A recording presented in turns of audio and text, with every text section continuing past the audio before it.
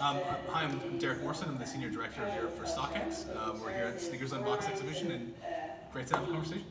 Hi, I'm Charlotte Smith from Style Cartel, and I'm also a sneaker reseller, so I'm really excited to be here with you.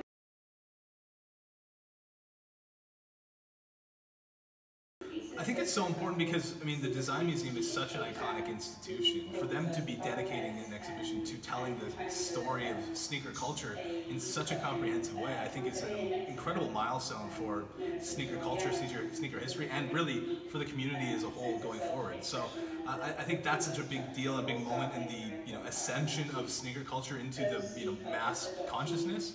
And for us at StockX to be a part of that, I think is such an important thing for us as a brand because, we're a marketplace that isn't dependent on any one product. We're dependent on this healthy, vibrant culture that people want to, buy into. And so activations like this are such a great way for us to ensure we're perpetuating that healthy culture.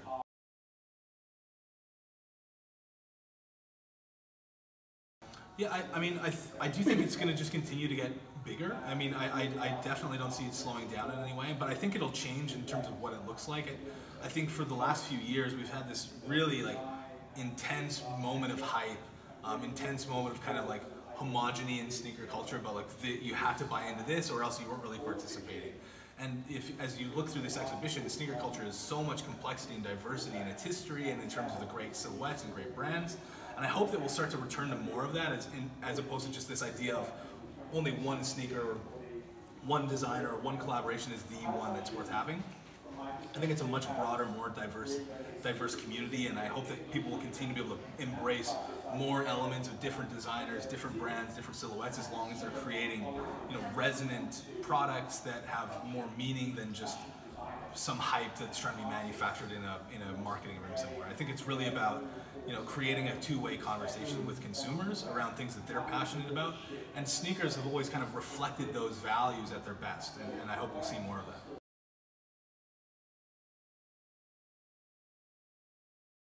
I mean, to be honest with you, I'm from Saskatchewan, Canada, so a small, city of 300,000 people in the middle of Canada, not exactly the capital of sneaker culture, right? So, I mean, I loved shoes when I was growing up. I was a skateboarder and I loved skate shoes, and I would spend all my birthday money to go buy as many different pairs of skate shoes as I could. I didn't know that there was sneakerheads at that point. I didn't know there were people collecting sneakers. I just had a lot of shoes. So I kind of but from that I kind of started to discover different Reeboks and really cool reverse jams that they were doing, and I started to fall in love with kind of Nike SB Dunks and Jordan culture and everything like that. And that's when I really started to discover all these online forums and places to buy stuff through and eBay and all this different stuff. And then I realized it was a global conversation, and that was when I started to realize oh, there's a bunch of people that love sneakers that are like me in Japan and in Thailand, and it was really getting to buy into this global conversation is when I really went a bit crazy. So I think it was 15, 16 years ago is when it really went crazy for me, and after that I was just consumed with it. All I wanted to spend my money on was basically whatever sneaker. I could find a lot of stuff from Japan. I was just blown away with what was happening there. But so it's been 20 years of buying shoes. 15 years is what I would call myself a sneakerhead, and a lot of shoes have come and gone since then.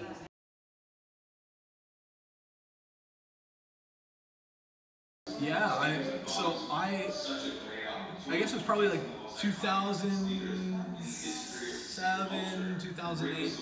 I think it probably got really crazy in 2009. I was in Thailand.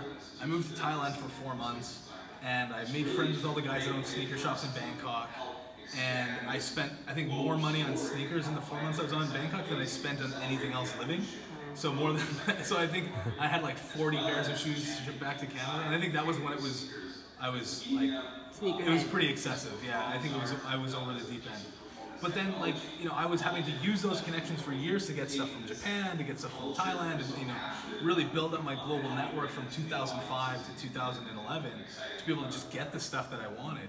And I had followed Campless, which was the company before StockX that Josh had founded, which was a data company giving it as a price guide for sneakers.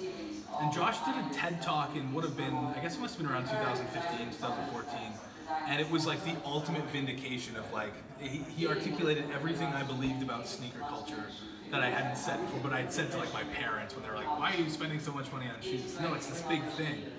And so after that, I had followed the company, and I had always been following StockX since it was born. And I just realized a few years ago, like, look, this is so frustrating that I don't have StockX type solutions available to me in the UK. And there's so much opportunity with this culture in the UK and in Europe that I reached out to Josh and said, look, you know, I'm this guy, I love sneakers, I do this, and here's my background. But I just think that you guys should bring this business to Europe because there's so much opportunity, and not opportunity as a business. I wanted it as a consumer. It was like I couldn't have the great experience that I was seeing people were having in the US by trading on the platform. And I knew if I was a buyer or a seller, to be able to have a more seamless experience, that would just be so valuable to me as a sneakerhead. And I knew there was other people like that here. And so that was how it started. It was just I reached out and said, hey, there's this great opportunity. Would love to be involved if you need any help. And you know, flash forward a few months, and we were kicking things off officially. And we went from being just me to now we've got a great team of I think over 100 people in Europe. So it's come a long ways in 3 short years, but still just scratching the surface in terms of the opportunity that we have. That's great for young people too, because it's just like you just gave them an idea or opportunity to be like, okay, well if he could just reach out to some company that he wants to work for and he's passionate about, why not? So that's excellent. That's an excellent story.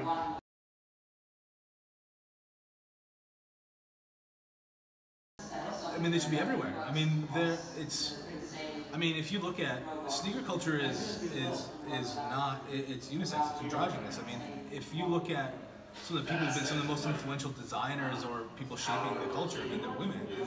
I mean, there's women designers at Nike that maybe don't have their name on it, they're not typographic, but they've been shaping the identity of this culture in every capacity, as collectors, as designers.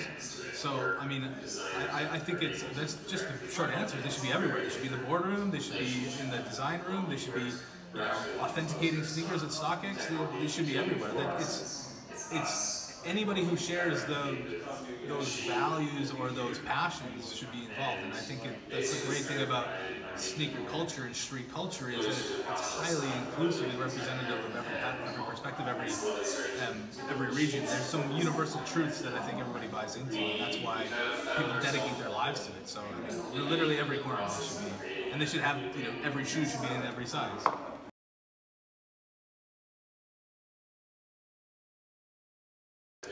I think NFTs are great. I think there's a lot of buzz around it, but I think ultimately people need to look at like what NFTs create an opportunity to monetize or celebrate or provide ownership to things that you couldn't before.